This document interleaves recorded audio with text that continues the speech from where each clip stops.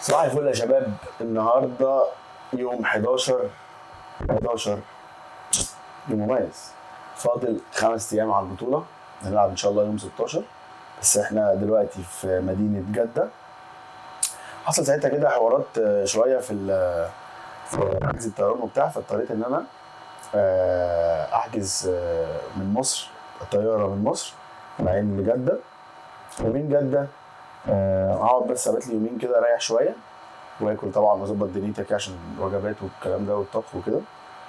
وبعدين اليوم 13 اللي هو بعد بكره هنتحرك الصبح على مدينه الدمام، اخد طياره تبقى تقريبا ساعتين او 3 ساعات مدينه الدمام، وبعدها من الدمام هاخد عربيه صغيره او ميكروباص للخبر، مدينه الخبر. الفرق ما بينهم تقريبا ساعه الا ربع او نص ساعه بالعربيه. بعدين هناك تاني يوم بقى اللي هو يوم 14 احنا هنقعد من يوم 13 ليوم تقريبا 19 مثلا في مدينه الخبر. مدينه الخبر بعيده قوي عن، يعني الفرق ما بينها، يعني هي انا رايحه بالطياره ساعتين ولا 3 ساعات تقريبا دي الوقت لو بالطياره. لكن من جده، يعني دي من جده، يعني من جده للدمام، او مفيش بقى مطار في الخبر، يعني من جده للدمام بالطياره 3 ساعات، لكن لو بالعربيه 14 ساعه ونص. ف مش عارف الموضوع. فالحمد لله هنا طياره تمام، بس دي تقريبا ساعتين ونص حاجه كده. وبعدها ان شاء الله احنا هنقعد بقى ايه اسبوع في الخبر، مدينه الخبر دي المدينه اللي هلعب فيها البطوله ان شاء الله، مستر يونيفرس. البطوله ميعاد التسجيل بتاعها هسجل بقى الطول والوزن وكده يوم 14، فاحنا عايزين نبقى هناك يوم 13 ان شاء الله. بعدها هنلعب يوم 16 اللي هم الفيزيك، هلعب جونيور فيزيك حد سن 23، وهلعب مينز فيزيك سن بقى المفتوح عادي فوق ال 23 او اكتر عادي. هلعب الفئتين وان شاء الله ربنا يكرمنا باول في الجونيور او في المينز يا رب يعني. ربنا ان شاء الله يكرمنا يعني، وربنا كده يقدم لنا اللي فيه الخير. وبس دلوقتي احنا بادئين اليوم، ما اكلتش غير وجبه واحده يا دوبك وصلينا كده وبتاع. هنقوم بقى دلوقتي نعمل الوجبه الثانيه وناكلها. وكمان هوريكم يعني مثلا شاربين لحد دلوقتي فتره تنزيل الميه، هنشرب ميه كتير قوي. مثلا شارب انا لحد دلوقتي 6 لتر. انا بشرب 9 لتر ميه في اليوم. من اول بكره نبدا نقلل شويه تدريجي، ممكن 8 لتر وبعدين 7 لتر طبعا. ومع برضه ان انا هيبقى نسبه وتناسب، ممكن ايام نعلي ملح، ايام نقلل ملح، ممكن برضه نفضل ثابتين على الميه. كل ده برضه هشارككم معاكم، يعني هيبقى في ابيسودز ان شاء الله كل يوم، هيبقى في فلوجايه لليوم للتمرين وللاكل وكل حاجه. دلوقتي هنقوم نعمل الوجبه الثانيه وناكلها، وبعدها ننزل نتمرن، نوريكم برضه نتمرن فين النهارده في جده السعوديه ان شاء الله. ونوريكم يوم كامل بقى ان شاء الله الايام الجايه دي من هنا لحد يوم 16 يوم البطوله ان شاء الله. هيبقى ايه، في حلقات كل يوم فلوج، في 5 فلوجز بشارككم التحضيره، التمرين، الكارديو، تنزيل الميه، اسرار عن التحضير، اسرار في الباك ستيج، اسرار في الفيتامينز والسبلمنتس، تنزل الميه ازاي، تاكل ايه الخضار اللي باكلها، ايه الكاربس اللي باكلها، بحمل ازاي، نوعيه جسمي ايه، البوزنج روتين، كل التفاصيل انت محتاجها عشان تعرف اكتر على لعبه الاجسام. ان شاء الله هحاول اقولها لكم، وتابع بس الابيسودز او الحلقات اللي جايه. النهارده اليوم الاول في جده، يوم 11 بطوله يوم 16 الحلقه الاولى. يوم 16 بس حسيتها كده نفس الكوفي.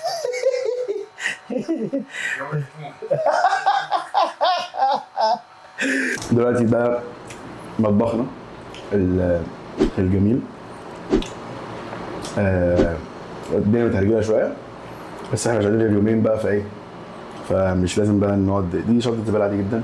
المهم دي من مصر، انا بدل ما اقعد اجيب هنا 300 400 صنف توابل، انا جبت دي. انا عندي في البيت بجيب توابل كتير عادي طبعا، بس انا مش هقدر اجيب من هنا بقى 6 7 حاجات يعني والشيله وبتاع. فعملت فكره لذيذه يبقى انت ممكن تبقى تعملها. جبت بتاع فاضيه عادي جدا في البيت عندي، وانا قبل ما اسافر يعني حطيت فيها فلفل اسود، حطيت فيها كل التوابل اللي انا بحبها يعني، ما عدا بابريكا، فلفل اسود، زعتر، روزماري، وشويه توم باودر وبصل باودر.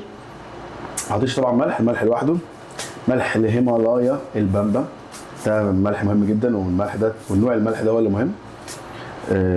بس لان هو ده اللي فيه المعادن اللي انت محتاجها من الملح يعني. اوكي. طبعا ليه تقول لي ليه ما حطيتش الملح هنا؟ الملح يا باشا زي ما انت شايف احنا بنوزن الملح. تمام. النهارده بناكل 8 جرام، بنعمل لنا 8 جرام ملح، فوازنين لنا 8 جرام ملح بنوزع منهم على مدار الايام. فمش بناخد ملح كده ايه على اهو بتاعي.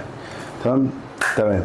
عندنا هنا افوكادو، عندنا هنا لوز، بس لوز ني طبعا مش متحمص، ملح الهيمالايا، التوابل، بطاطس، دي شويه زبادي عادي جدا، عندنا خل عشان نعرف نظبط الاكل. ودي وجبه كنت لسه واكل فيها، بس انا هعمل في نفس دي عشان دي مفيش غير واحده بايركس بس هنا. بواقي كانت بطاطس مشويه يعني فمفيش اي مشاكل. دي القطعه بتاعتنا. نجيب بطاطس. اول حاجه معانا 150 جرام بطاطس. الوجبه الثانيه بس عايزين نعرف، طبعا بنوزن الكارب قبل السوا والبروتين بتوزن بعد السوا. هتقول لي ليه؟ الكارب باختلاف تسوياته وباختلاف يعني الكارب في العادي معظم انواع الكارب كلها باختلاف تسوياتها وزنها بيتغير. فطبعا انت بتبقى عايز تعرف قد ايه الكارب اللي انت هتبقى بتاخده من الكارب من البطاطس يعني او من الرز او من ايا كان انت هتاكله. فبتبقى الكارب اهم حاجه. انت لو انت عايز تبقى اكيوريت اكتر وتبقى عارف قد ايه بالظبط الكارب اللي هتدخله في ال 100 جرام او ايا كان، توزن الكارب دايما قبل السوا والبروتين اللي توزن بعد السوا. لان البروتين بقى العكس، البروتين وزنه بيتغير لما بيستوي. ماشي. يعني بيكش مثلا لحمه فراخ كل حاجه بتكش وزنها بيقل. دي ممكن البطاطس لو اتسلقت وزنها يبقى ازيد، لو اتشوت وزنها يبقى اقل. الرز مثلا او الشوفان بينفش، المكرونه برده بتنفش. فانت احسن لك اي حاجه عشان تريح دماغك وتبقى اكيوريت او تبقى كل حاجه مظبوطه 100%. الكارب قاعده ثابته خدها في حياتك، يتوزن قبل السوا، وكل انواع البروتين توزن بعد السوا. عندنا 150 جرام بطاطس، 123 لا بسم الله، 140 لا انا هاخد 150 انا هاخدها. قطع حته ماشي عشان عمرها ما تظبط. بس في ساعات واحده ممكن تلاقي واحده ظبطت كده. ايه ده؟ يا كوتشي موتشي بوتشي بوتشي كوتشي كوتشي ايتي بوتشي. ازاي بيقعد في السن ده؟ انا مش عارف يا اسطى ايه ده، ما عندهاش اهل يسالوا عليها تقريبا. بس دي بقى كانت 123 فاعتقد بدل ما نقطع ممكن بسم الله. لا كوتشي بوتشي بوتشي موتشي ثانيه كده. ممكن ناخد الثلاثه الصغنطتين دول بدل ما نقعد نقطع، عشان لو قطعت وسبتها هتبوظ يعني. ممكن كده. هي كام؟ ثانية ممكن نعمل ايه؟ لا سيبني اخش التحدي ده بعد اذنك.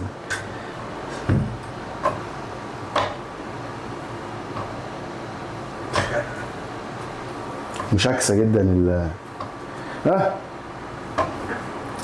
خلاص انا ممكن ما اطمعش اقول اريح حاجه عشان بدل ما نبوظ واحده حرام. انا مسامح يا سيدي في ال 150 هاكل 140 عادي. يلا عملنا لك هسلمك. اهم حاجه بس انت بتقول يبقى شيلها وغاء وحط ايه وانا بشرح يعني. يا جماعه ساعات بدر بيهزر وبينسى يحط الغواء. طبعا احنا فلوجات عائليه وايه وفاميلي فريندلي خالص، فمش عايزين ايه اي حاجه.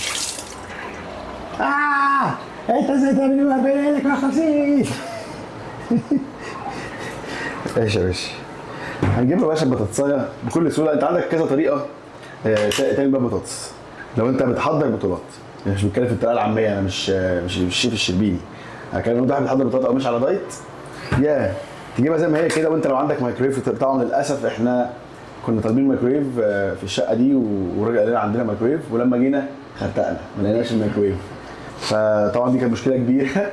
فاحنا هنعمل، فانت قدامك عندك حل واسهل واسرع واجمد انك البطاطس زي ما هي كده بعد ما غسلتها وعملتها لكم قبل كده كتير، تحطها في الميكرويف 10 دقائق او 5 دقائق او 7 دقائق ايا كان باختلاف حجمها. نص الوقت على وش، نص الوقت التاني على وش، وبتطلع لك يا باشا مستويه عادي جدا من غير ولا زيت ولا اي حاجه. وتفتحها وتحط عليها شويه الايه التوابل والملح. بس طبعا احنا ما عندناش ميكرويف فهنعمله في الفرن.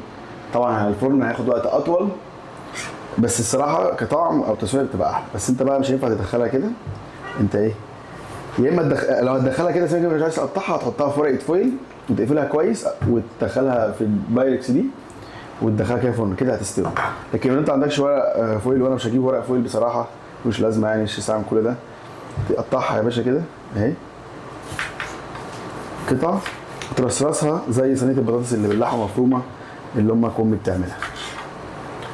ماشي بعد ما قطعنا كده ماشي كويس اهو ماشي اهو كده نرصص. طبعا ولا بنحط زيت ولا نيله للاسف يعني.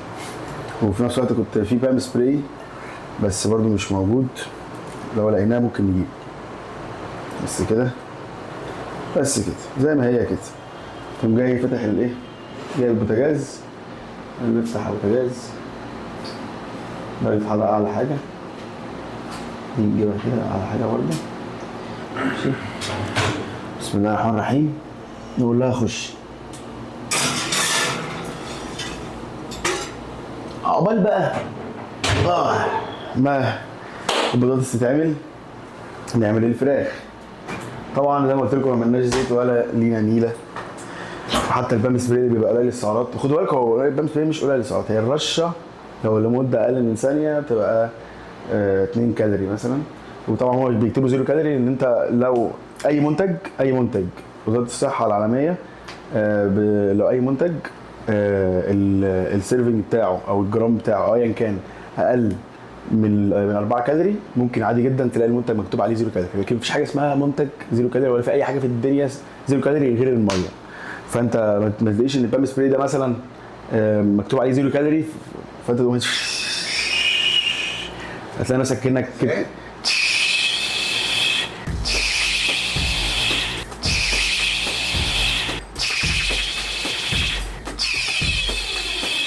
على الطاسه فاهم. وطبعا تيجي تقول له تيجي تاكل الاكل تلاقيه فاجر، طبعا ما انت عشان حاطط حته زبده عادي.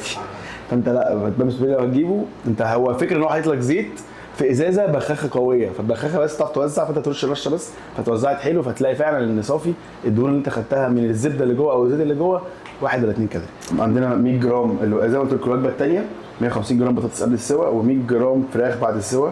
دي وزنها قبل السوا 120 جرام، اعتقد بعد السوا يعني هتبقى بتاع 100 جرام.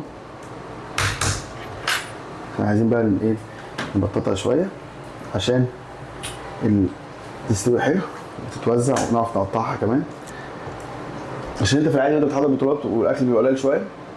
طبعا خلاص احنا الحمد لله فاضل الايام قليله على البطوله، فاضل 5 ايام، فخلاص يومين ماكسيموم هنبدا ناكل كتير وهنعلى بالكارب. ودلوقتي لسه الاكل قليل، فانت تعود نفسك كده تاكل بشوكه او بمعلقه عشان تاكل بالراحه فتشبع يعني ان شاء الله يعني. نقطع بقى.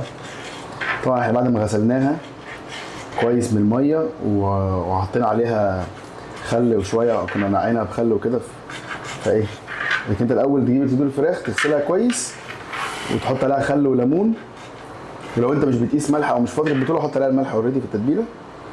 لكن بس احنا بقى ايه حطينا خل وليمون بس وغسلناها كويس. ودلوقتي هننزل بقى على الطاسه، نبدا نسخن الطاسه من دلوقتي.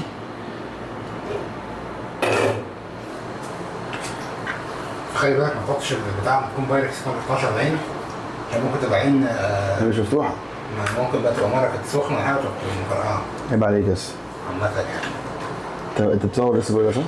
جامد. حط كل النصائح دي في لا لا شيلها كلها. ماشي دلوقتي فيديو صامت من غير اي. دلوقتي يا جماعه عندنا ايه الفراخ ماشي. ممكن ازود عليهم بق خل تاني.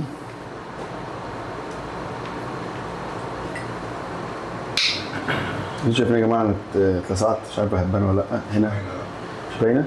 اتلسعت الصبح يا جماعه هنا في صوابعي والجلد اهو زي ما انتم شايفين بيطلع بسبب ان انا كان بقالي كتير ما استخدمتش الفرن وايه اتلسعت.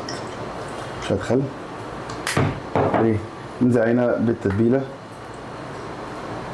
ركزوا يا جماعه في كل حاجه في فلوجات الفتره الجايه. لهوي شت لا اله الا الله يا جماعه. ركزوا يا جماعه الفتره اللي جايه في كل الفلوجات، لان هقول معلومات كتير قوي وهقول اسرار كتير قوي وهساعدكم في حاجات كتير قوي ان شاء الله.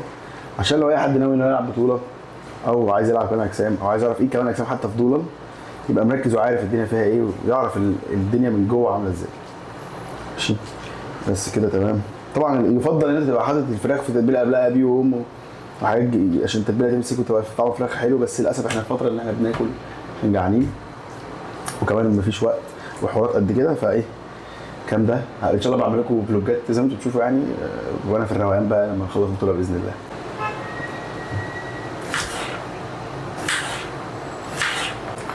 دلوقتي بقى يا جماعه احنا جبنا كوسايه كده واحده، قطعناها غسلناها كويس وقطعناها. مهم جدا ان انت ما تهملش الخضار خالص، اصلا ما تهملش الخضار في حياتك عامه طول فتره حياتك، سواء انت رياضي مش رياضي، كمان اجسام مش كمان اجسام. الخضار مهم جدا عشان الفايبرز، الالياف يعني، عشان طبعا للهضم، عشان تليين المعده، الهضم يبقى احسن، الاكل يبقى تهضم احسن. بس طبعا خلي اختياراتك بقى لو انت بتحضر لبطوله تبقى اختياراتك حاجات معينه في الخضار، ما يبقاش كل الخضار، عشان ما ينفعش بطننا تتنفخ، لان الخضار برده بينفخ البطن وبيشبع قوي. ما ينفعش تاكل خضار كتير، لازم برده كل حاجه بمعيار او بمساحه معينه. فتختار لو انت بتحضرش بطولات، كل الخضار اللي انت تحبه دخله في اكلك دايما دايما، في اي وجبه يبقى فيها الكارب، البروتين، الفات والخضار بتوعك. الخضار مهم، كل وجبه يبقى كده، وجبه رئيسيه يبقى فيها كل حاجه. لكن انت بتحضر بطولات يبقى خلي الخضار مهم، بس اختياراتك للخضار مهمه، وكمان الخضار نسبه تبقى مهمه. نخش بقى اقول لك ايه احسن اختيارات للخضار. عندك في كوسه، تمام، وعندك الخيار ممكن كمان، وعندك الفاصوليا، وعندك الفاصوليا الخضراء، مش الفاصوليا الحمراء، الفاصوليا البيضاء، الفاصوليا الخضراء بس. وعندك الافوكادو، بس ده مصدر فات اكتر، فاحنا بنعتمده هو او اللوز مع الوجبات، او لو احنا عندنا يوم هاي فات شويه بندخل فيه وجبات، بندخل فيها افوكادو، وجبات بندخل فيها لوز، وجبات بندخل فيها ستيك بقى او سلمون او كده. بس لو هنتكلم عن الخضار بشكل مهم يعني، انت خليك في الكوسه امن حاجه، او الفاصوليا دي حلوه جدا كفايبرز او الياف، وفي نفس الوقت المقدمات حلوه. البروكلي حلو برضه بس مش لكل الناس، عشان في ناس ممكن ينفخ لها بطنها ويعمل لها غازات كتير، فانت خليك في المضمون. الكوسه، الخيار، الفاصوليا الخضراء، وما تكترش، 100 جرام كده او 150 جرام برضه مع كل وجبه. دلوقتي الطاسه بتاعتنا سخنت، ننزل بقى بال 100 جرام صدور فراخ. طبعا زي ما قلت لكم مفيش زيت، فطبعا الفراخ دي اكيد تتحرق مننا، بس لا احنا مش هنحرقها، هنسيبها كده الاول تاخد الصدمه بنار عاليه الاول، عشان بس ايه ما تبقاش زفره، تمام. وبعدها هننزل بنص كوبايه ميه كده ونغطيهم عشان ايه تستوي.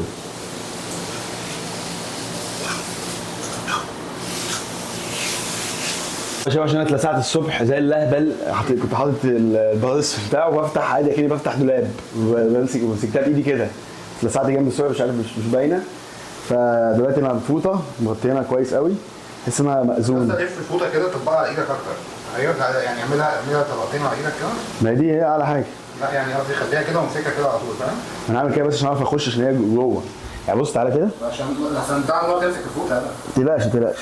بصوا يا جدعان، بسم الله توكلنا على الله. تعالوا نشوف البطاطس بتقول ايه.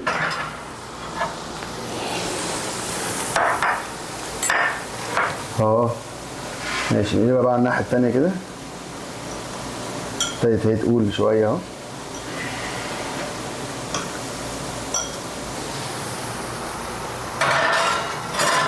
خش جوه. طيب زي ما انتم شايفين يا شباب، الفراخ اهي اما خدت لون كده معانا وابتدت تحمر وكده، اعرفوا ان هي بقت نص سوا، بس من جوه مش مستويه قوي، عشان طبعا شايفين الطاسه بتصوت يعني. فهنحط شويه ميه صغيرين، ايوه، برضه عشان الكوسه دي تطرى شويه تستوي معانا. بعدين نقوم جايين ايه، معلين النار ومغطينها بس كده. 5 دقايق للفراخ والكوسه دي، 5 دقايق كمان البطاطس، وان شاء الله الوجبه بتاعتنا تبقى جاهزه. كمان يا جماعه حاجه من الحاجات اللي انت هتاخد بالك منها قوي لما تبدا تحضير بطولات، او لما تبدا اصلا تتمرن ان شاء الله تخش في الفتنس فيلد، او تبدا عمال تهتم بصحتك وتمشي على دايت وكده، تبدا بقى تدخل تطبخ لنفسك، هتبقى عارف تقول ياه، لا امي فعلا لما اخش في المطبخ وتتعفرت عليا وتشتمني وتزعق لي، او تيجي كل يوم اخر يوم تقول لي انا تعبت انا واقفه طول النهار على رجلي يعني كده، هتعرف ان الكلام ده فعلا ما كانش اي كلام. ان انت في البروسيس دي، بس ان انت مثلا لو انت واحد قاعد في بيت اهلك، انت مش عايش لوحدك، قاعد في بيت اهلك، فاخرك بس قشطه بتقوم تطبخ وجبتك وتاكل وتمام، ده ليفل. في بقى ليفل انك ممكن بعد ما تاكل وجبتك تغسل الطبق يبقى محترم شويه. لكن انت هتبدا بقى الليفل الاخراني لما تبقى يعني مثلا دي مش اول مره اسافر لوحدي، ولا اول مره احضر البطوله، ولا اول مره بقى اسافر واعمل دايت وبطبخ لنفسي. فانت لما تبقى بقى تبقى في بيت لوحدك، مسافر لوحدك، قاعد في بيت لوحدك، بتطبخ، بتغسل، بتروق، بتعمل كل حاجه لوحدك، هتعرف ان يا لهوي ده انا هروح اول حاجه اعملها مش في البيت، في المطار، بص رجل امي. فبس دي نصيحه اليوم، امك ثم امك ثم امك. اول حاجه معانا دي الفراخ اهي، من غير ولا نقطه زيت، 100 جرام. حطها بقى كده على جنب، تيجي كده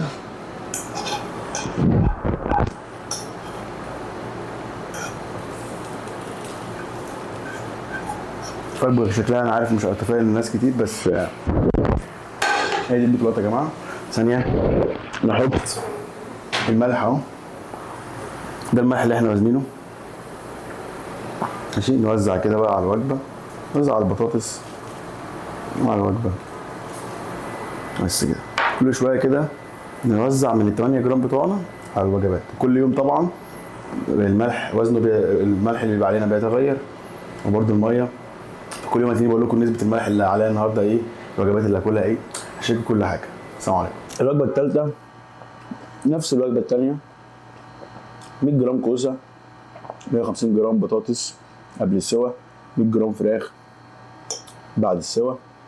والوجبه الاولى اللي انا اكلتها دي نسيت اصورها، دي كانت حته ستيك ومعاها 150 برضو جرام بطاطس قبل السوا و25 جرام لوز.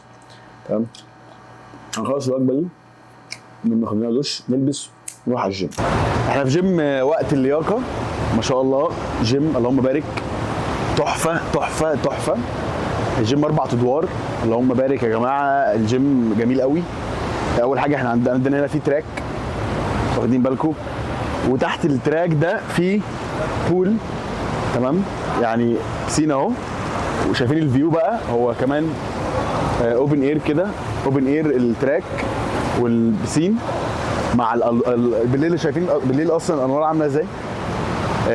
انا جاي بالليل، انا متضايق ان اجيب بالليل والله، لو اعرف كده كنت جيت الصبح. واحد يعني يتمشى او يجري هنا في التراك وينزل ياخد له غطس ويعمل شويه تان، واخدين بالكم ولا ايه؟ عايزكم بصوا شوفوا يا جماعه ايه الجمال ده. انا هتمرن تمرينه في الكروته كده على السريع عشان اوريكم اصلا الحاجات الجميله قوي اللي خدت بالي منها في جيم وقت اللياقه. جيم ما شاء الله شكله كبير قوي، يعني عايزين نتمرن تمرين واوريكم بقى كل الويبنز بتاعت الجيم عامله ازاي. يعني بجد يعني الجيم عنده حاجات تحفه، واللوكر شفته كمان، لوكر جميل قوي، اضاءاته حلوه قوي، كمان مش مشغلين اغاني في الجيم، دي حاجه خدت بالي منها لذيذه. والجيم مش ميكس، جيم رجاله بس جيم لذيذ قوي. المهم يلا هنخش نتمرن، وكمان بعد ما نتمرن هاخد لكم جوله سريعه كده في جيم وقت اللياقه واوريكم الجيم بيقول ايه.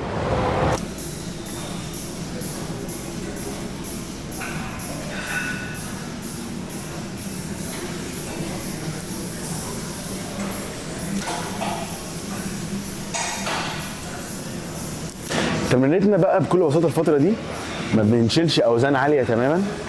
ليه؟ زي ما انتم شايفين احنا بصوا مدبلتين العضلات بقى. احنا في حاجه اسمها، احنا عاملين ديبليشن او حاجه اسمها ان احنا مدبلتين شويه، بناكل ساعتها كارب قليل. لسه هنبدا تحميل بقى ان شاء الله من بكره.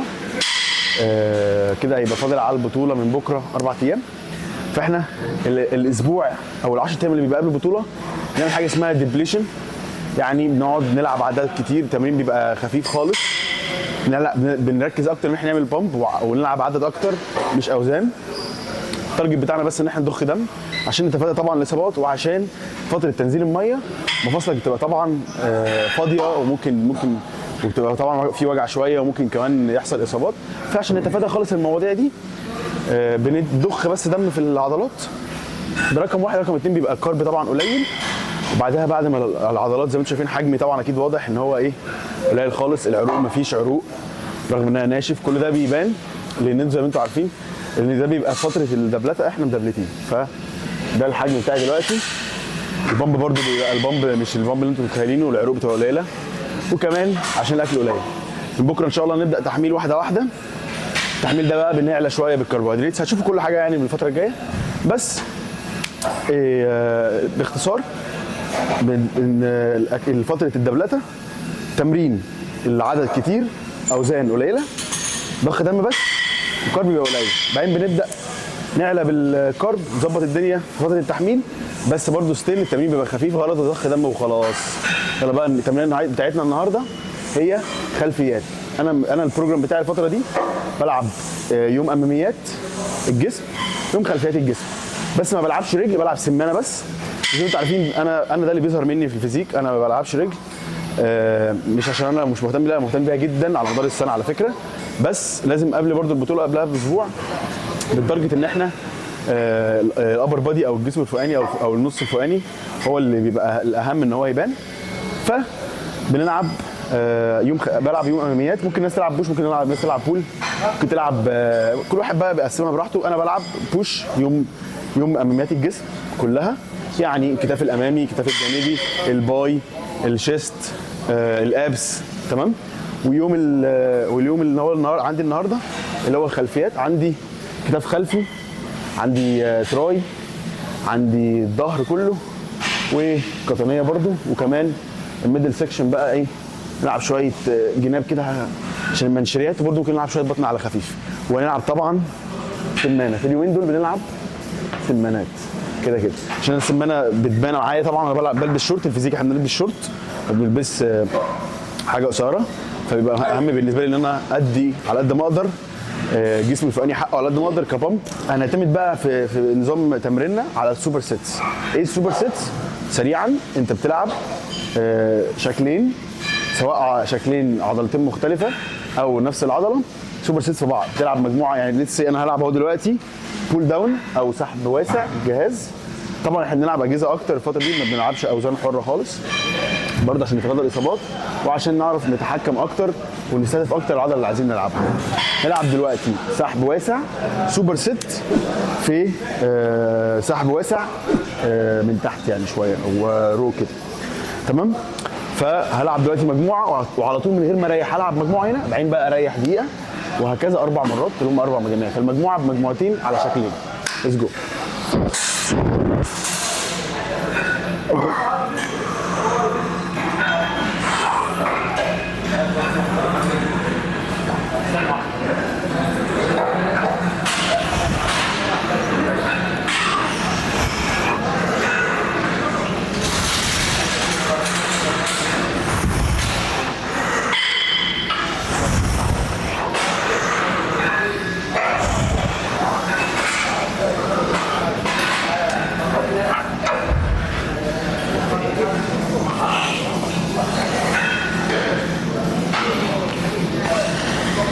ايه ده يا جدعان؟ احنا انا حاطط الوزن هنا ومش عشان الهاند شايفه تحت، فجاي دلوقتي بسحب، قلت ايه ده، هو انا طلعت قوي للدرجه دي؟ اصل بسحب لقيتها هتخبطني.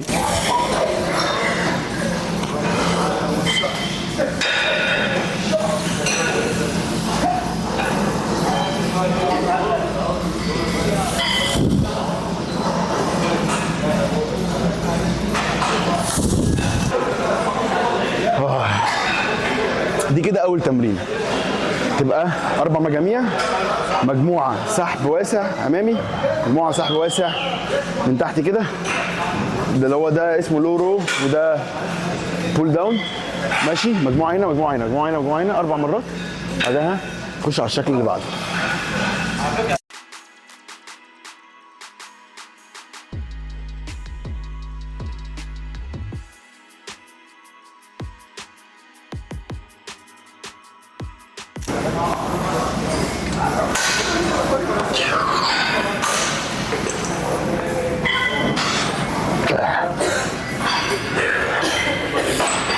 لعبت هنا واسع عشان الجهاز الواسع التاني اللي بلعب عليه السوبر كذا حد كان داخل عليه، فقلت ايه عشان السوبر ست لازم تبقوا عارفين، زي ما قلت لك مجموعه على الجهاز، مجموعه على طول بتلعب على طول، لازم ما تريحش.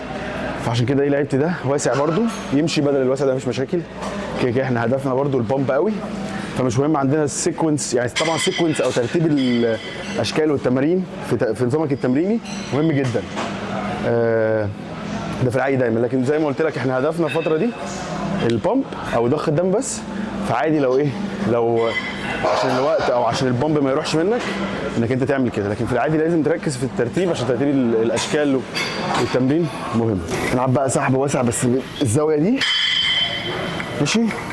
سوبر ست سحب ضيق ارضي. لو تلاحظوا انا بلعب بفرد للاخر وبنزل للاخر، بطلع بالراحه وبنزل بالراحه.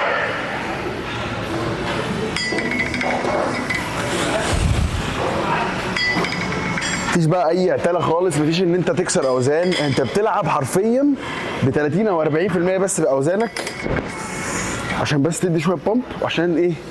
فتره تنزيل الميه دي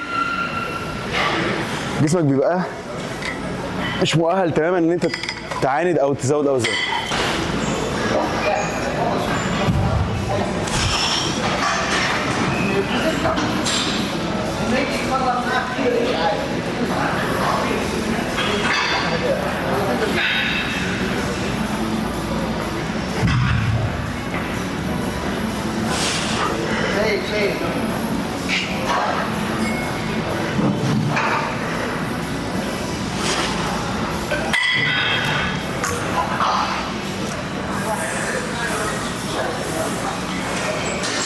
بصراحة من أقوى التمارين التي بار رو بالنسبة لي.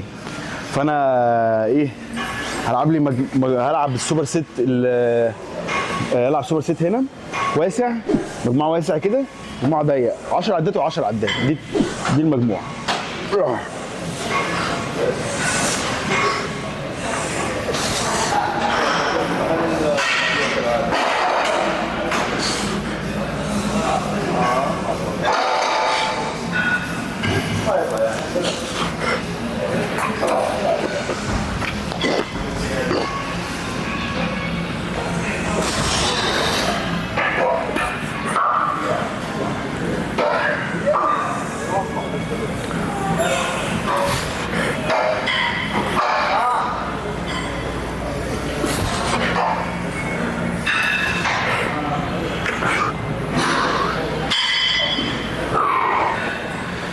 جهاز جميل التي بار ده، بالذات بقى التي بار كمان اللي كان بيلعب عليه روني كولمان ده، اللي بتلاقيه في الجيمات البلدي.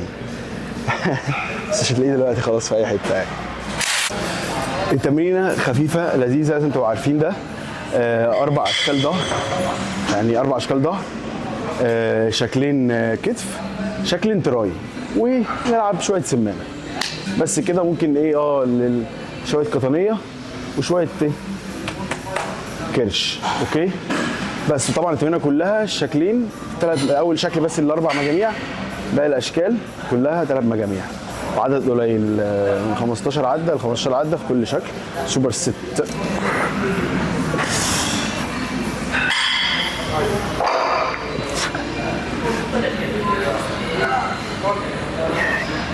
اخر شكل بقى نخش للماجنس او للظهر عامه في تمرينه الخلفيات النهارده هو البول اوفر. نلعب مش بول اوفر اللي بتلبسه هو بول اوفر. سوري يا جماعه. سوري خلاص انا اسف. لا هتبدا لا تقفل الفيديو ولا انا اسف بجد، انا اسف بجد. لا اوعى تعمل ديسلايك ها ماشي.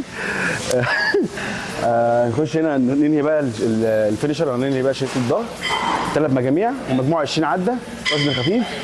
انا بحب الجهاز ده قوي يا جماعه. يلا مراجيح دي ولا ايه يا جدعان؟ يلا اوف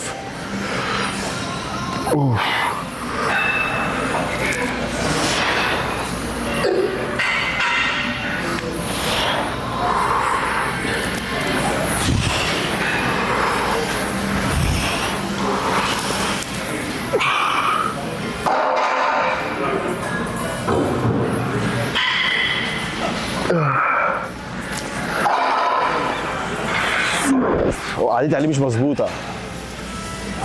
طيب يا جماعه ستيك تو ذا بيزكس. الصراحه الزاويه ما عجبتنيش قوي، او انا مش عارف اظبط الجهاز اقيفه عليا بالظبط. فهنلعب نفس الشكل تعريض بس بالمسطره، ماشي كده اهو.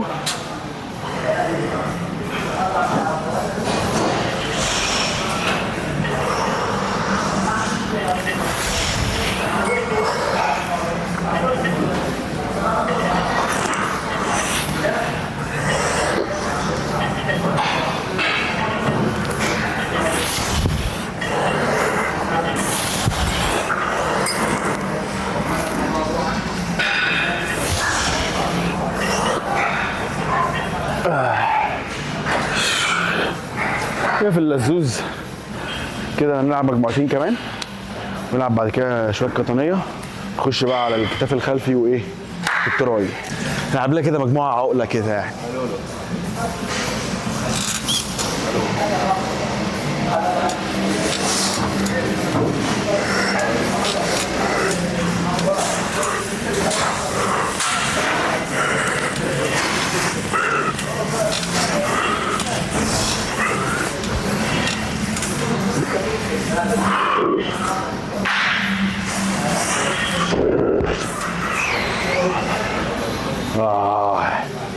ممكن العب عدد اكتر، بس طبعا دي حاجه صح مهمه، ما تجيبش اخرك برضو ولا في الاوزان ولا في العدد ولا توصل للفيلير خالص طول ما انت في فتره خلاص اخر اسبوع او فتره تنزيل الميه قبل البطوله. ماشي. طب شباب سريعا كده عايز اوريكم هنا في الجيم في وقت اللياقه عاملين اندور ملعب كوره زي ما انتم شايفين خماسي، حاجه يعني جامده قوي قوي قوي قوي قوي. ايوه يا شباب احلى مسا. بدر يعني على اسم بيت زي ما بيقولوا. يلا بينا خايف الكرة تتثبت في الكاميرا، فسريعا قلت اوريكم يا جماعه هنا في الجيم حاجه جامده قوي. تخيل تخلص تمرين او قبل التمرين او بعد التمرين ايا كان، تبقى تلعب كوره، وفي بقى بسين، وفي برضه اندور، يعني غير الاندور كوره، في غير البسين وغير كل بقى الجيم وكل حاجه دي، كمان في بينج بونج وفي يعني لسه هنوريكم كل ده. بس وكنت هقول لهم دي برضه عشان ما انساش. طبعا كنت لسه بعمل بوزنج وقالع وبتاع عشان الاضاءه هنا كانت حلوه، بس طبعا مش هوريكم جسمي دلوقتي، هوريكم المستوى ان شاء الله قبل البطوله بيومين او 3 يعني. تابعوا او ممكن الحلقه بتاعت بكره ايا كان، خليكم معانا. تعالوا اوريكم بينج بونج سريعا.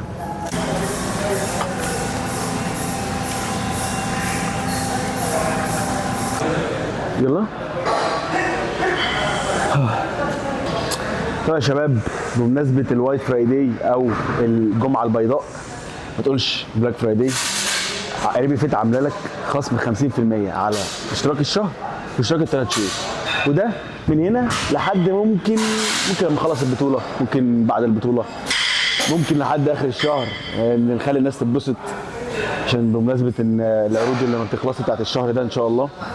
المهم لو حابب تشترك معانا اونلاين على ابلكيشن عيبي فيت، نزل ابلكيشن عيبي فيت من اللينك اللي تحت، او نزله من الاب ستور او اب جاليري او جوجل بلاي، ايا كان نوع موبايلك اللي على الستور بتاعك. اكتب بس في السيرش كده ERA بس، ماشي، ما تكملش حتى عريبي، وهتلاقي ابلكيشن عيبي فيت واخد يا باشا ريتنج جامد من ناس كتير قوي. هتلاقي الكلاينتس كلها تشكر فيها على الاب ستور او ايا كان البلاي ستور ايا كان. سريعا دي صورة الترانسفورميشن بتاعت كل الناس اللي اتحولوا معايا.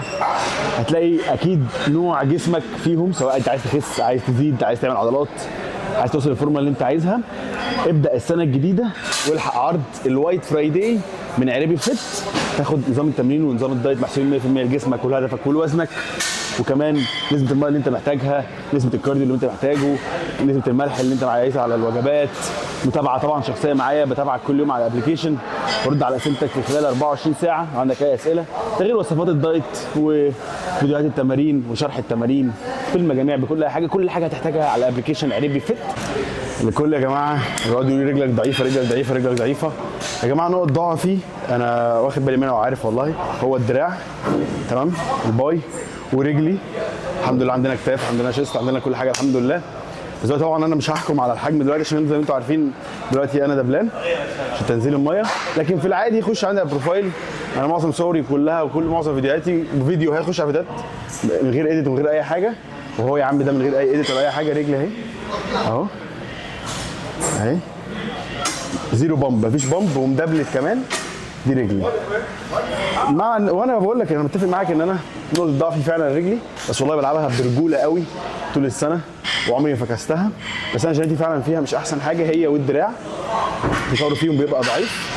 رقم واحد. رقم اتنين، لا انا ما بلعبش، انا بلعب رجل ومش بلعب، مفيش حاجه اسمها انت بتلعب ده ما بيلعبش رجل عشان بيلعب فيزيك، عشان انا عارف ان في ناس بتحبني بتبقى عايز تدافع عني فبتقول هو رجله ضعيفه. لا، هو انت بتلعب فيزيك، بتلعب ماسكولار فيزيك، بتلعب اوبن، بتلعب بادي، ايا كان الفئه بتاعتك كله يا جماعه بيلعب برجل عادي جدا. بس انا رجلي فعلا ضعيفه، بس الحمد لله يعني جيناتي فيها ضعيفه، بس يعني الحمد لله اهو يعني ده مستواها، وانا واحد بلعبها على قد ما اقدر. بس انا جيناتي على قد فيها، اعمل ايه؟ الحمد لله وشكرا ليك يا رب. اكيد ربنا مديني حاجات كتير قوي في الحياه معوضني بيها يعني. كتاف مثلا، ترابيس، حد عنده الترابيس دي القطنيه. بشوف ناس كتير قوي بتعمل حاجه غلط في القطنيه، انا مش هعملها يعني، انا هعملها لكم عشان تشوفوها، اوريكم الغلط بعدين اوريكم الصح. بس اوريكم الغلط من غير وزن، عشان انا فعلا لو عملت الغلط بوزن هتصاب اكيد. بلاقي الناس تلعب القطنيه كده.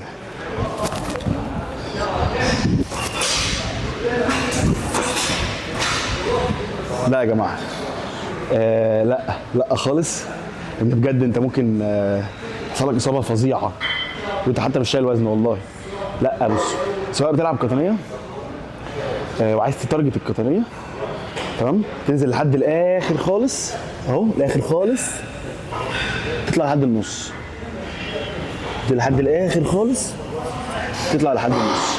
هتلاقي نفسك اصلا ظهرك بعد بالظبط من غير وزن، بعد بالظبط 10 او 15 عده لو انت بتلعب من غير وزن بقى ايد نار حرفيا. لو تلعب بقى بوزن، يعني انا هلعب بال 20 دلوقتي اهو، انا من اول العده الخامسه ظهري بيبدا ايد نار، بتبقى تحفه. وانا بفضل العب قطنيه، ما العبش ديد ليفت طبعا عشان خلاص قبل البطوله. وفي العادي بصراحه ما بحبش العب ديد ليفت خالص، مع ان هي تمرينه قويه جدا جدا، وليا اصحاب كتير قوي باور ليفترز، منهم يوسف ياسر، ده يا جماعه بيلعب ديد ليفت 300 كيلو، حط صورته يا بدر، ده يا جماعه اخويا وحبيب قلبي يوسف ياسر بيلعب ديد ليفت 300 كيلو. بس انا بصراحه بحس ان من ناحيه بودي بيلدينج وايز او من ناحيه البناء العضلي قوي، من رايي ان الديد ليفت يعني جهد كتير قوي ويعني وجين قليل كده، فانا مش بحس نفسي لو انا عايز اتارجت خلفيات الرجل. هو ديد ليفت اكتر حاجه بتارجتها القطنيه وخلفيات الرجل، وبرده قطنيه قوي، وبرده خلفيات الرجل، وبرده الدراع، وبرده بيشغل حاجات كتير قوي. بس انا بالنسبه لي بصراحه العب كل حاجه عامل لوحدها. انا واحد بادي بيلدر مش باور ليفتر، ومشكلتي كمان ان انا بحب الاوزان وعتال قوي، فانا لو حبيت تمرينه بحب اقعد اقفل فيها واعلى باوزان، فانا بخاف اتصاب.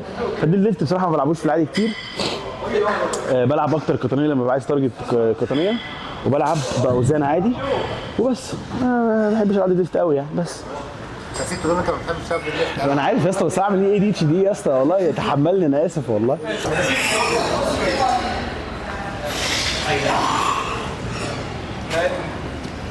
لا هذا يعطيك فول سويتش على الهوس.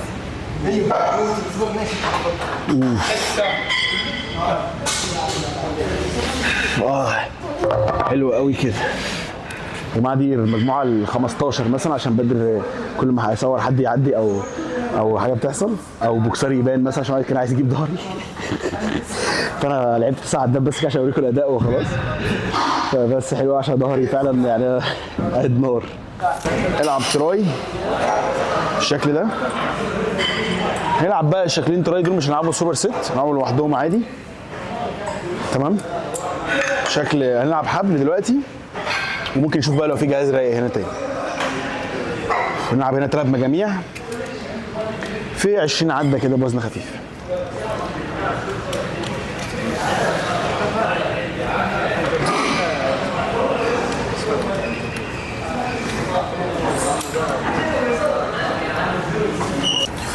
طيب يا شباب، احنا قلت العب على الكيبل ده عشان الفيو الصراحه تحفه. بص يعني انا بلعب تراي، ابص الاقي مايكل فيليبس هنا بيسبح معايا، الناس بتجري في التراك وبتاع يعني، فيلعب تراي بقى هنا.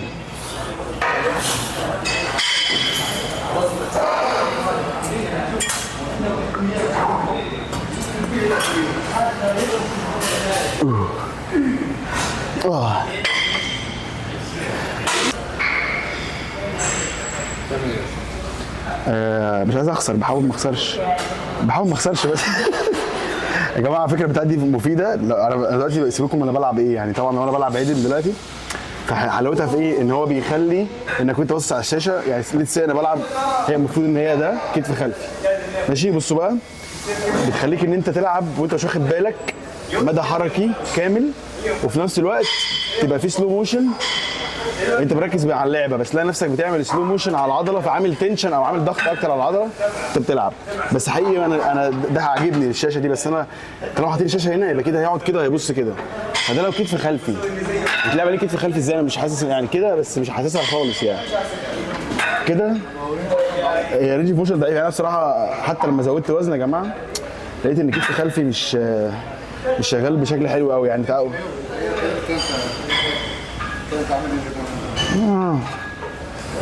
لا، والعده ما بتتحسبش لو الكره بتاعتك اللي انت بص عليها خرجت بره البتاع.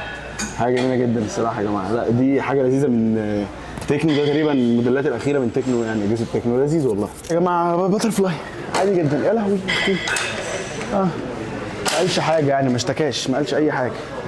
باتر فلاي جميل وهنلعب عليه كتف خلفي دلوقتي اهو.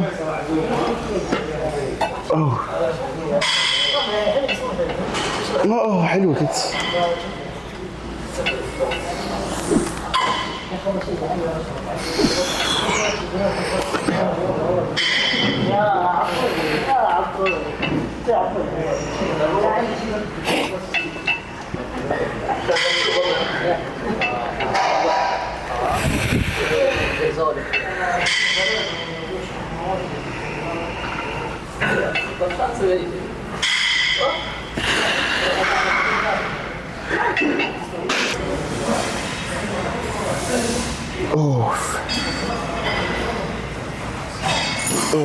اهم حاجه ما تقعدش تلعب السمانه كده. لا ده يا باشا في الجماليه بقى يعني، على الحصان كده او في نزله السمان تلعب سمانه يبقى تلعب كده. بس الجماليه مالهاش علاقه بالجمال على فكره. ايه لا مش بتكلم على الجمال، الجماليه عادي يعني عامه. حد بيركب حسين هناك على بجد؟ حته ضيقه قوي. ايه؟ حته ضيقه قوي. طب خلاص ممكن نخليها خلاص في نزله السمان. مفيش مشاكل يا جماعه. ده في نزله السمان يعني، ما تعملش كده. ده في نزله السمان. لكن انت تعمل ايه؟ تلعب جهاز السمانه لحد فوق. تصدق جهاز السمانه ممكن تبقى في نزله السمان عادي. خلاص يا جماعه ما حدش مش مشاكل. بس حلو كده يا جماعه. ده بقى واخد عايز اقول لكم حاجه يا جماعه سريعا كده عشان تعرفوا قد ايه الموضوع سهل. دلوقتي يا جماعه هتخشوا على اب ستور اهو، بسيطه خالص. انت ايفون تخش على الاب ستور تعمل كده، تكتب ERA بس تلاقي اول حاجه جات لك عريبي فيت. ماشي يا باشا، خش على عريبي فيت تلاقيني انا اهو زي القمر واقف لك. ماشي داونلود كده. داونلود لا مش هنا، مش بيقول لك. بس احنا الحمد لله يا جماعه يعني. بصوا خلوها عشان اعمل لكم مفاجاه، اعمل لكم جيف اواي جامد قوي. هنقول لكم احنا كام داونلود قريب قوي ان شاء الله، وهنعمل لكم جيف اواي جامده قوي. غير العروض بتاعت دلوقتي هعمل لكم عروض جامده ومسابقه كمان قريب ان شاء الله. بس دلوقتي الحق عرض الوايت فرايداي من عريبي فيت. نزل الابلكيشن من الاب ستور او البلاي ستور او ايا كان الستور زي ما انت شفت كده. تعمل سيرش هتلاقي يا باشا كل حاجه اهو. الورك اوت شكل اهو، شكل التمارين ماشي، بفيديوهات للتمارين اهو، كل حاجه يا باشا. الدايت بصوا بقى، الدايت وحلاوته. بيجي لك الدايت يا باشا هنا ميل 1 ميل 2 ميل 3. انا اللي عاملها لك، حاسبها لك قد ايه فيها بروتين قد ايه كارب، الدايت بتاعك فيه كام سعره. عايز تبدل حاجه بحاجه يجي لك. انا هنا بكلمك وبرد عليك شات، هنا بتحط صورك. كل حاجه من الالف للياء انت محتاجها عشان توصل لهدفك محطوطه على ابلكيشن خاص بيك، منصه خاصه ليك انت عشان توصل لهدفك، وعشان اتابعك بطريقه احترافيه وطريقه فعلا مواكبه العصر الحالي. احنا في 2024 خلاص، راح بقى زمن التمرين القديم او البي تي او الواتساب. انا عامل لك يا باشا من الاخر منصه ليك تتمرن عليها معايا بس كده. يلا بقى يا جماعه دلوقتي خلصنا التمرين. دلوقتي هنغير، نطلع على السوبر ماركت نجيب شويه حاجات مهمه للدايت وللاكل ان شاء الله الايام الجايه. خدت بالي ان هنا في اوضه كامله دي للبوزنج، لو واحد عايز يفصل، واحد عايز يلعب بطن بقى، عايز يلعب حاجات كروس فيت اكتر. في كمان شاشه هنا يتعرض عليها مطوشه، يتعرض عليها افلام ان كان.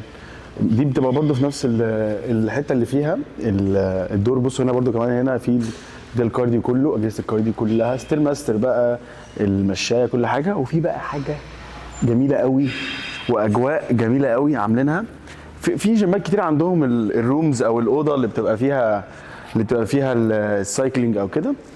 بس بصوا بقى، انتوا هنا ده كل الكلاينتس اللي بيبقوا بيلعبوا، وده الكوتش بيبقى هنا لابس بقى سماعه او لابس مايك، وبيبداوا بقى هنا في شاشه برده، يبداوا بقى يعملوا كلاسز، مثلا يبقى في اغاني او يبقى في افلام او ايا كان، بحيث ان يقعدوا ساعه ساعتين او 3 في السيشن الواحده يقعدوا يلعبوا كارديو. فاللي هو انت بتلعب كارديو ومنها انت بتلعب كارديو ومنها انت مستمتع، مش حاسس بالكارديو اللي انت بتلعبه ولا الكالوريز اللي بتحرقها.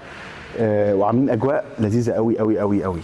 يعني الصراحه جيم وقت اللياقه اكتر الجيمات اللي بجد برشحها لكم لو انت جيت السعوديه. جيم لحد دلوقتي بالنسبه لي رقم 1، ما شاء الله كمساحه. جيم 4 ادوار، جيم فيه كل الماشينز اللي تحتاجها، جيم فيه بسين، في تراك، في اسمه ده استوديو، في طبعا كل اجهزه الكارديو، في كل الاجهزه اللي انت محتاجها، في كل الفري ويتس، في بينج بونج، وده بجد في ترابيزات بلياردو بينج يعني. وفي اوضه اندور اللي عجبني اندور بجد بجد، الشباب بجد اكيد بتحب الموضوع ده، شباب الكوره بالذات. في اوضه اندور ملعب كوره، تخلص تمرينتك او قبل تمرين او ايا كان تلعب يا باشا، وفي لوكر تحفه، في كل حاجه ممكن تحتاجها هنا في وقت اللياقه. انا برشحه لكم 100%. لو انت قاعد في السعوديه او انت جاي السعوديه قريب، اشترك فيه بجد وانت مغمض. والجيم عنده فروع في كل حته كمان. للاسف السوق موجود والله معظمها قفلت. هنا مفيش سوبر ماركتات كتير فاتحه 24 ساعه. فروحت البيت طلبت من الابلكيشن وبتاع طلبت حاجه سوبر ماركت ابلكيشن فتح. لا باظ. المهم يعني طلبنا كام حاجه من الاقسام، وبكره ان شاء الله نبقى نروح السوبر ماركت بقى نجيب كل اللي محتاجينه. واخر وجبه انا يا دوبك دخلت طلعتها من الشنطه وكلت على طول. والله هي نفس الوجبه متكرره تاني، هي برضو 100 جرام فراخ بعد السوا، 150 جرام بطاطس قبل السوا. بس كده اكلتها والله من الجوع، ما لحقتش حتى اصورها لكم.